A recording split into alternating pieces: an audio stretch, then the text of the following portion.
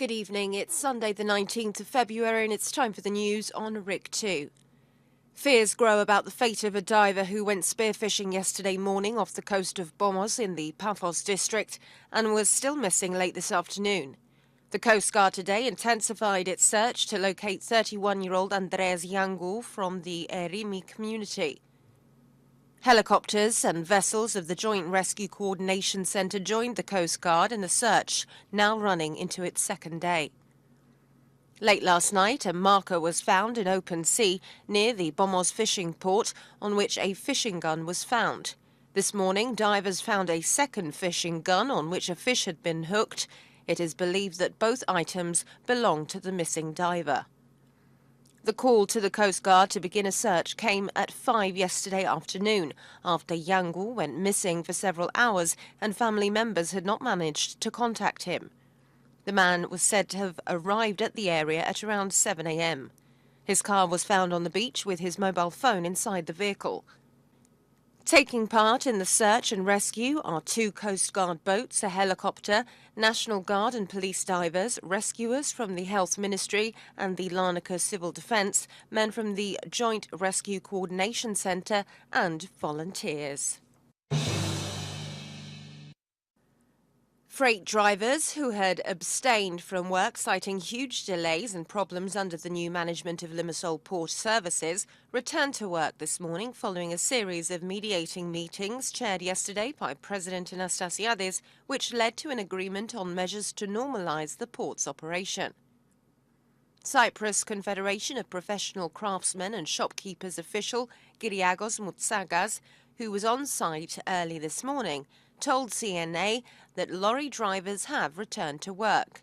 So far, no particular problems have arisen, he said, expressing the hope that things will run smoothly. The priority for President Anastasiades is the settlement of the Cyprus issue and not next year's presidential election, said Foreign Minister Ioannis Kassoulidis.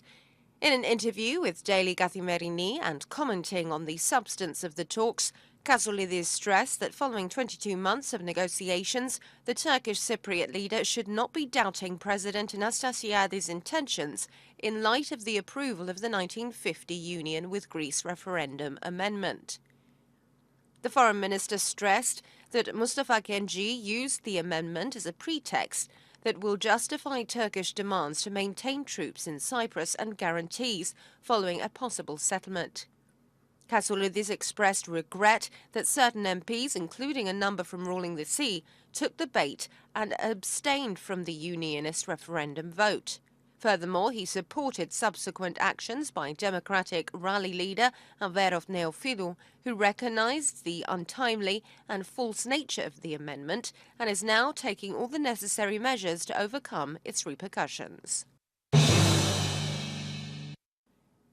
In his interview with Kathimerini, also published in today's edition, Mustafa Kemal claimed that President Anastasiades' attention has been split between the settlement talks and the 2018 presidential elections.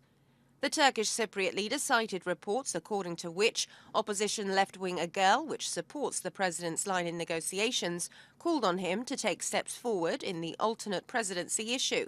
But he refuses to do so, and nor does he prepare the Greek Cypriot community for this eventuality.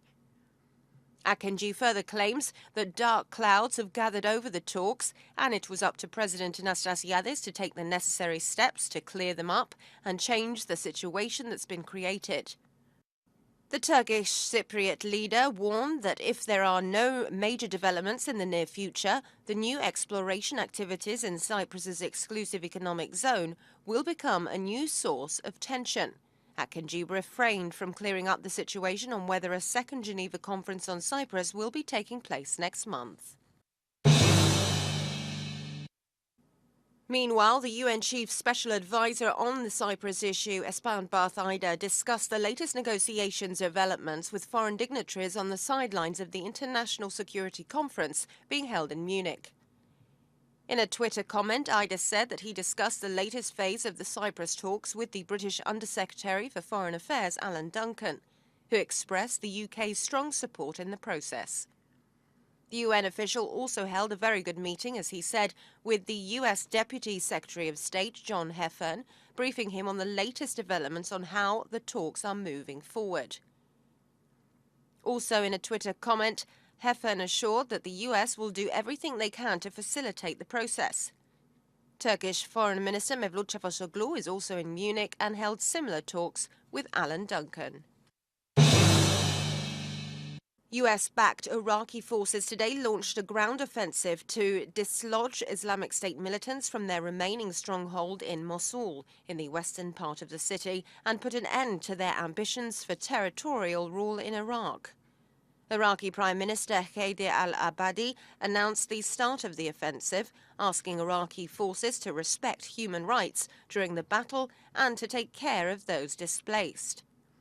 Islamic State militants are essentially under siege in western Mosul, along with an estimated 650,000 civilians, after they were forced out of the eastern part in the first phase of an offensive that concluded last month.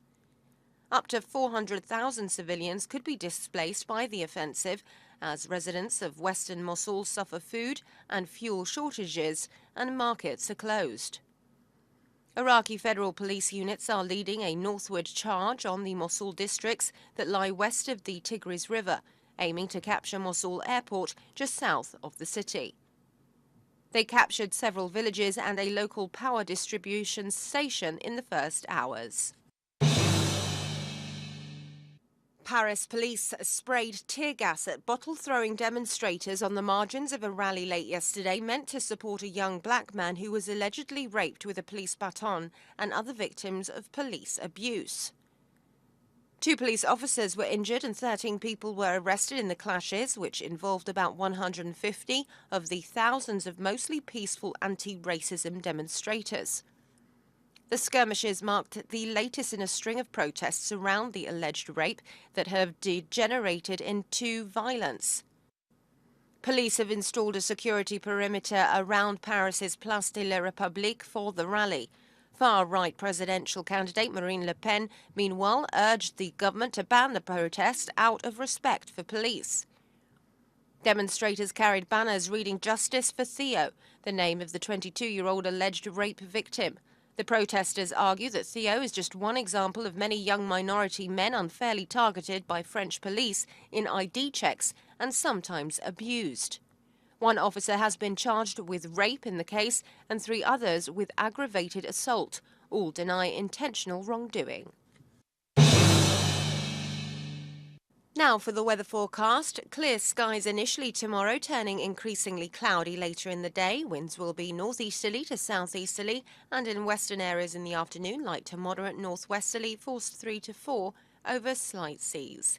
Temperatures will reach 17 Celsius inland and in coastal regions, and 7 over the mountains.